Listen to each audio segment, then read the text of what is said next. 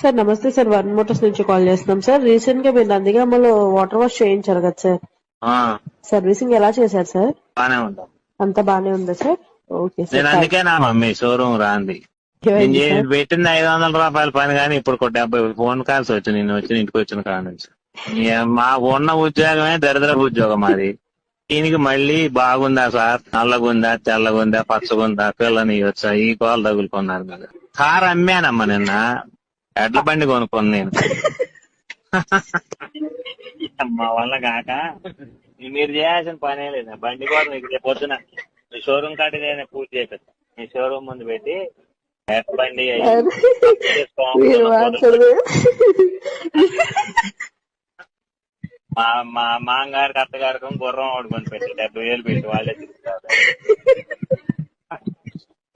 బాగుందా, కడిగారా లేదా, ఏం తెచ్చారా